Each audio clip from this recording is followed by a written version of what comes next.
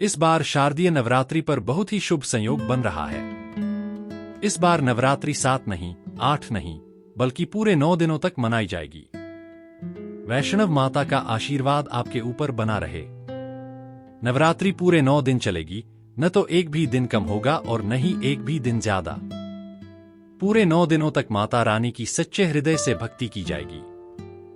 9 दिनों की नवरात्रि को अत्यंत शुभ और मंगलकारी माना जाता है और यह अत्यंत दुर्लभ होते हैं। आपको बता दूं कि इस बार शारदीय नवरात्रि 3 अक्टूबर गुरुवार से शुरू होकर 11 अक्टूबर शुक्रवार तक चलेगी। दुर्गा अष्टमी 10 अक्टूबर गुरुवार को मनाई जाएगी और नवमी 11 अक्टूबर को, दशहरा 12 अक्टूबर को मनाया जाएगा।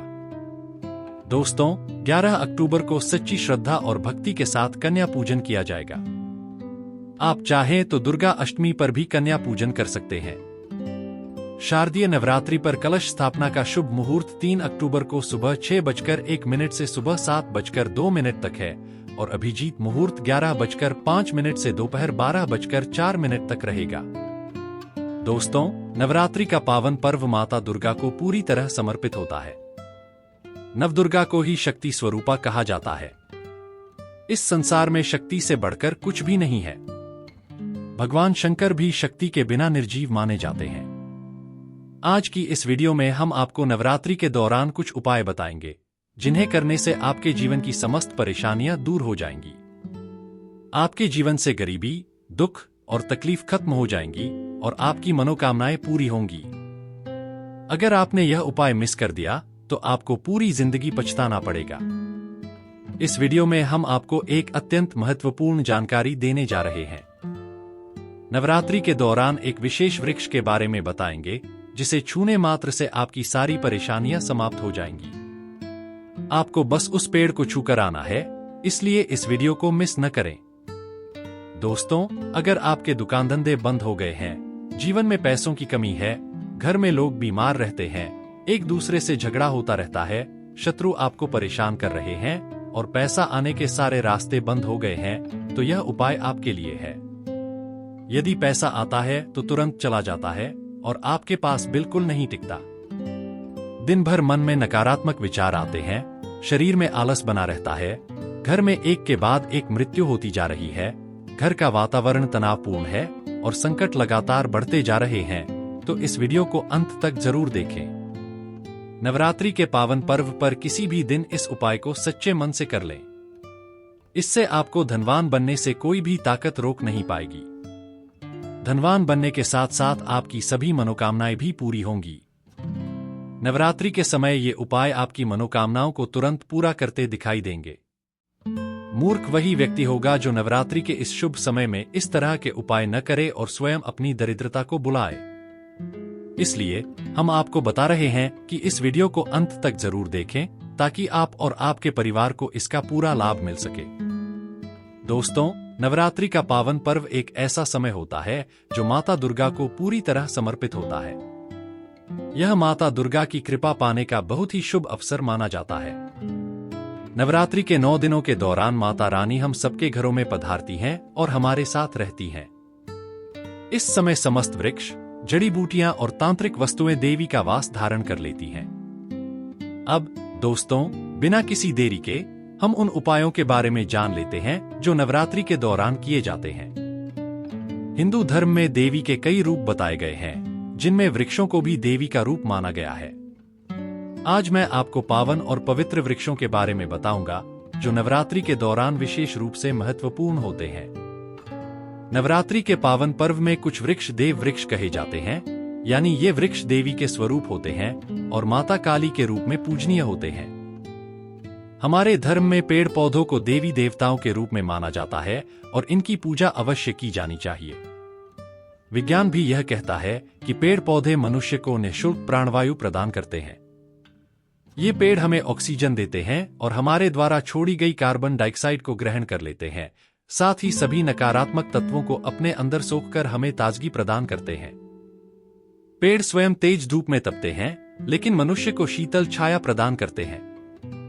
नवरात्रि के समय कुछ विशेष वृक्ष हमारे धर्मशास्त्रों में उल्लेखित हैं, जिनमें से कुछ को छूने मात्र से व्यक्ति के बंद किस्मत के ताले खुल जाते हैं और उनका सौभाग्य चमक उठता है। शास्त्रों में पेड़ पौधों को अत्यंत गुणकारी बताया गया है और अनेक बीमारियों का उपचार पेड़ों और जड़ी बूटियों में छिपा है। भगवान श्री कृष्ण ने गीता में स्वयं कहा है कि वृक्षों में मैं पीपल का वृक्ष हूँ। पीपल के वृक्ष को वृक्षों का राजा कहा जाता है क्योंकि इसकी आयु सबसे अधिक होती है। पीपल का वृक्ष पूजा पाठ में अत्यधिक महत्व रखता है और इसलिए भगवान कृष्ण ने इसे गीता में विशेष रूप से उल्लेख किया है। आज मैं आपको नवरात्रि के समय में पूजनीय वृक्षों के बारे में बताऊंगा।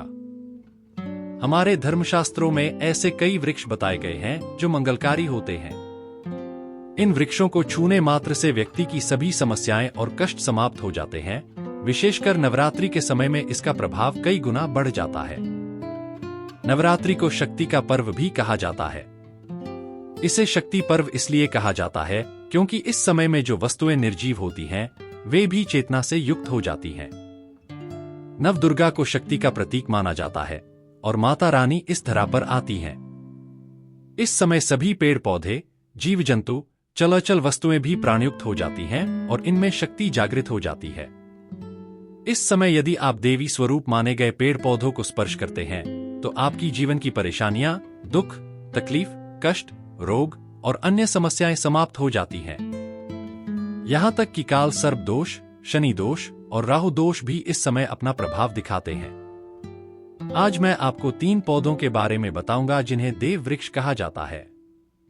इस वीडियो को ध्यान से देखें क्योंकि अगर आप इसे मिस कर देंगे तो जीवन भर पछताना पड़ेगा।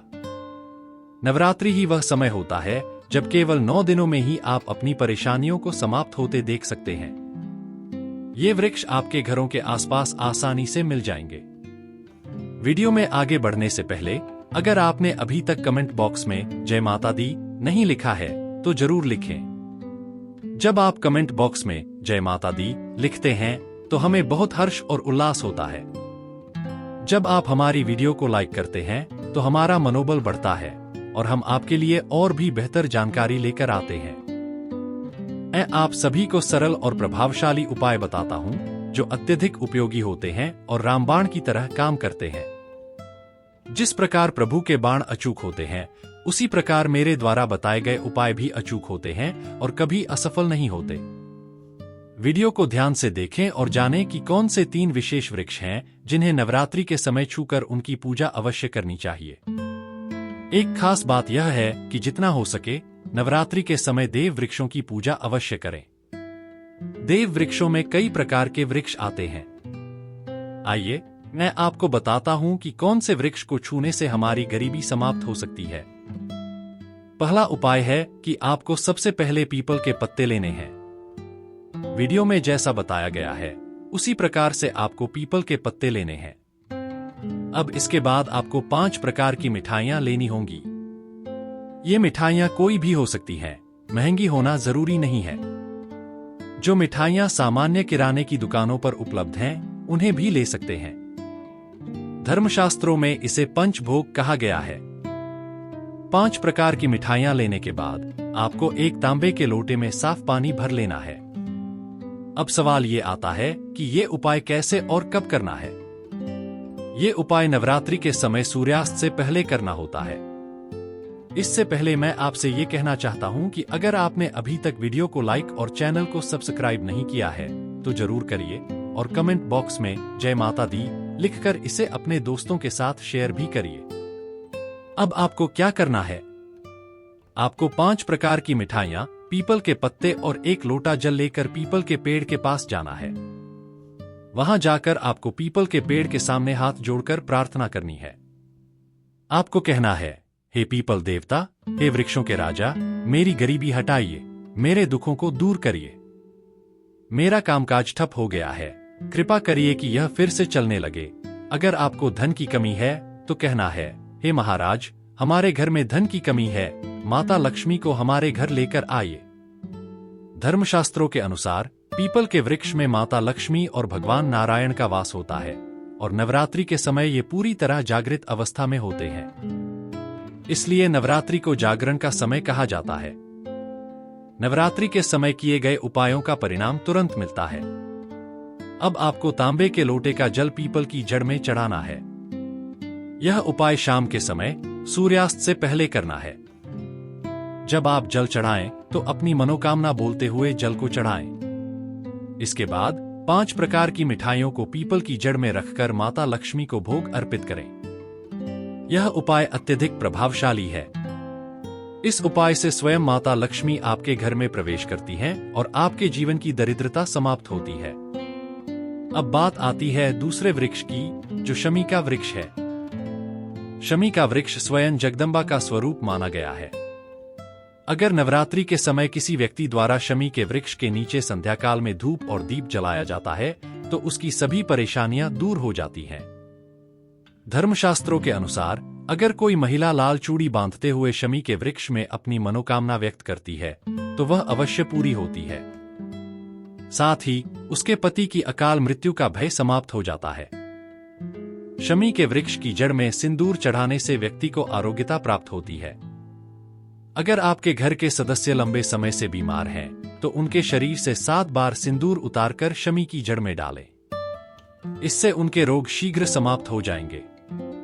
इस उपाय से न केवल व्यक्ति बीमारियों से बचता है, बल्कि शमी के वृक्ष को छूते हुए मम मनोरथ पूर्णी मम चिंता चूर्णी नमः मंत्र का जाप करने से सभी मनोरथ पूर्ण होंगे और दरिद्रता समाप्त हो जाएगी। तीसरा वृक्ष बेल का है। बेल का वृक्ष भगवान शिव का प्रिय है और इसे छूने से मानसिक और शारीरिक शांति मिलती है।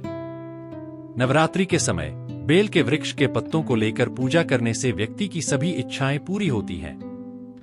अगर आप नवरात्रि के समय किसी कारणवश व्रत नहीं रख पा रहे हैं, तो बेल के वृक्ष की जड़ की मिट्टी लेकर स्नान करें।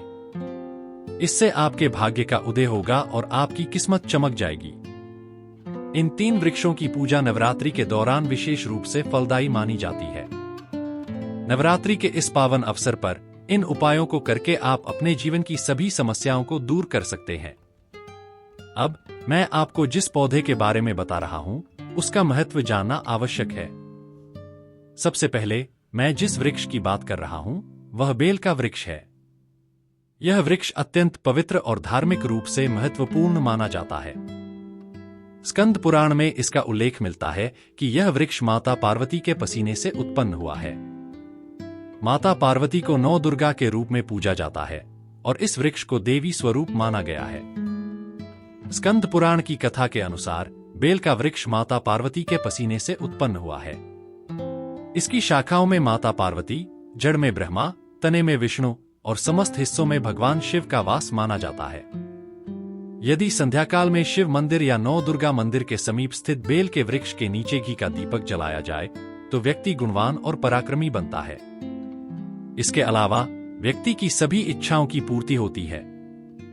हमारे धर्मशास्त्रों के अनुसार नवरात्रि के समय यदि कोई व्यक्ति बेल के वृक्ष को माता नवदुर्गा का ध्यान करते हुए 7 बार छूकर आता है तो उसकी थकान और सुस्ती तुरंत चली जाती है। विशेष रूप से जो लोग व्रत रखते हैं उनके लिए यह अत्यधिक महत्वपूर्ण है। संध्याकाल में जितना हो सके बेल के वृक्ष को छूना चाहिए। अगर संभव न हो तो कम से कम 7 बार छूने का प्रयास करें और घी का दीपक अवश्य जलाएं। घी का दीपक जलाने के लाभों के बारे में मैं इस वीडियो में विस्तार से बताऊंगा। इस जानकारी को समझने के लिए आपको थोड़ा समय देना होगा, क्योंकि जब हम व्रत रखते हैं तो शरीर में थकान और कमजोरी हो जाती है। हालांकि हमें आध्यात्मिक ऊर्जा प्राप्त होती है, लेकिन भोजन न करने के कारण शारीरिक ऊर्जा की कमी महसूस होती है। इस ऊर्जा को बनाए रखने के लिए हमें बेल वृक्ष को छूना चाहिए। अनेक संत और महात्माओं ने बेल के पत्तों को खाकर तपस्या की है और विभिन्न सिद्धियां प्राप्त की हैं। धर्मशास्त्रों के अनुसार नवरात्रि के समय बेल के पत्ते खाने से मंत्र जाप की सिद्धि जल्दी प्राप्त होती है। इसके अलावा बेल के वृक्ष के नीचे घी का दीपक जलाने से भी सिद्धियां प्राप्त होती हैं, जिसका मतलब कार्यों में सफलता है। यदि आपके कार्य लंबे समय से नहीं हो पा रहे हैं तो नवरात्रि के दौरान शाम को घी का दीपक जलाएं। ध्यान दें, यदि कोई व्यक्ति नवरात्रि के समय बेल के वृक्ष की जड़ में दूध चढ़ाता है तो उसकी सभी प्रकार की बीमारियां दूर होती हैं। अगर सिंदूर मिश्रित गंगाजल चढ़ाया जाता है तो गरीबी मिट जाती है। अगर बेल वृक्ष की जड़ में तिल चढ़ाए जाते हैं तो सौभाग्य प्राप्त होता है।